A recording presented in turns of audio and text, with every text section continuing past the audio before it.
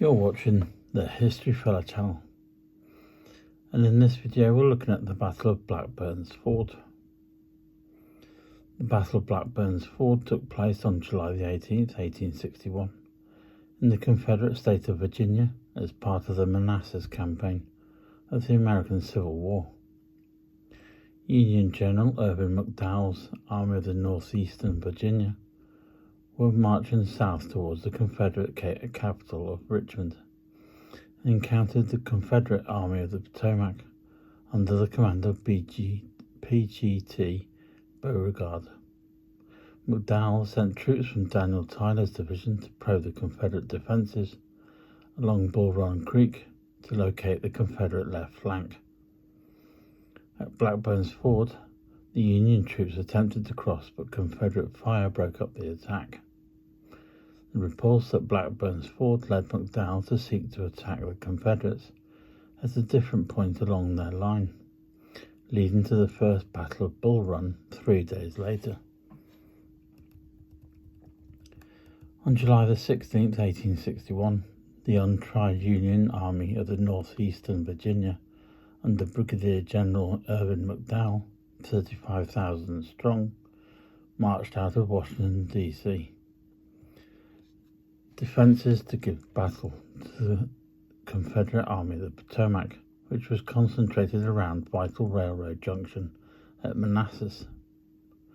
Moving slowly, the army reached Fairfax Courthouse on July the 17th. The next day, McDowell ordered Division Commander Brigadier General Daniel Tyler to look for a fording point across Bull Run Creek and to keep up with the impression that we are moving on Manassas. The Confederates, about 22,000 men under the command of Brigadier General PGT Beauregard, was concentrated near Bull Run Creek, with detachments spread north of the creek to observe the Union troops. When McDowell started his advance from Washington, the Confederate detachments slowly retreated and rejoined the main body. Beauregard expected to be attacked either on the 18th or the 19th near Mitchell's Ford. Meanwhile, he continued to ask for reinforcements, especially from Joseph E. Johnston's army in the Shenandoah Valley.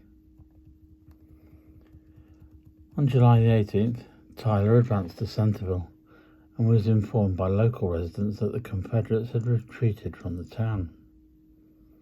Milledge Bonham's troops in particular were reported to have been retreated in the direction of Blackburn's Ford.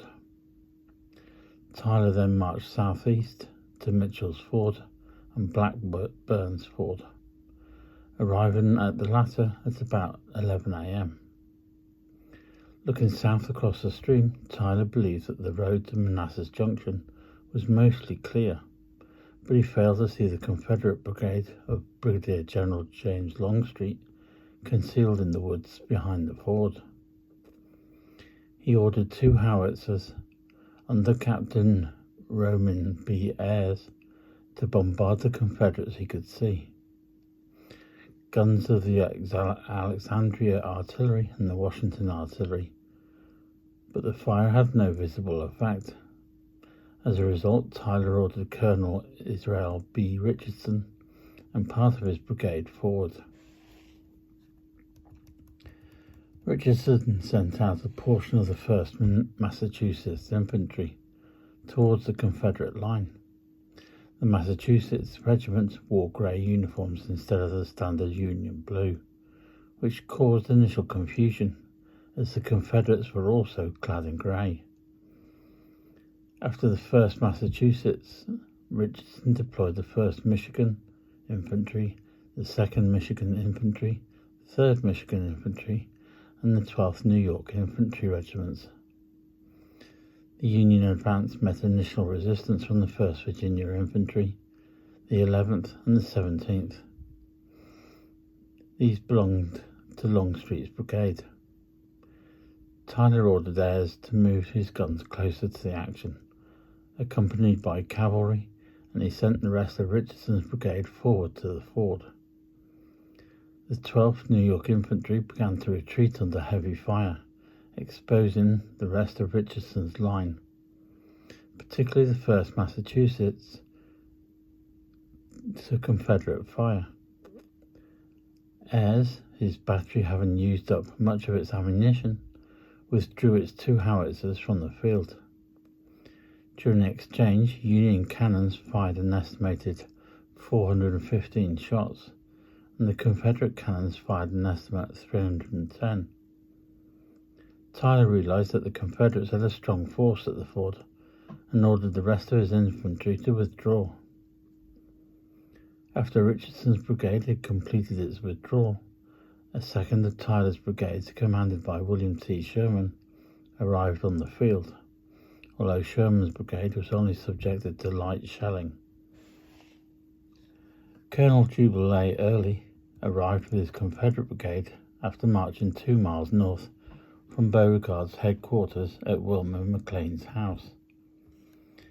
The availability of this additional firepower completed the Confederate victory, and the reinforced Washington artillery kept the Union troops under fire as they retreated. Colonel Patrick T. Moore of the 1st Virginia Infantry, later a Confederate brigadier general, received a severe head wound in the skirmish and was incapacitated for further field service. Tyler's Union division suffered 83 casualties in the action, while the Confederates lost 68 men. The failed reconnaissance in force at Blackburn's Ford led McDowell to decide against a frontal assault along Bull Run Creek. He decided to attempt to cross the stream beyond the Confederate left flank. The maneuver he employed at the First Battle of Bull Run on July the 21st. The resulting battle ended in a defeat for McDowell's Union Army, although the Confederates were in too much of disarray to provide a strong pursuit. Both Longstreet and Early later claimed that Blackburn's Ford went a long way towards winning the victory of the 21st, for it gave our troops confidence in themselves. 2 Union soldiers, both from the 12th New York, would later be awarded the Medal of Honor for their actions at Blackburn's Ford. In June 1994, bodies from the 1st Massachusetts Infantry were found and later reinterred. Today, the site of the skirmish is marked with an interpretive marker set by the Virginia Civil War Trails Organization. The marker is located at the site of the old fort. If you found the information in this video informative, please feel free to like and subscribe to the channel.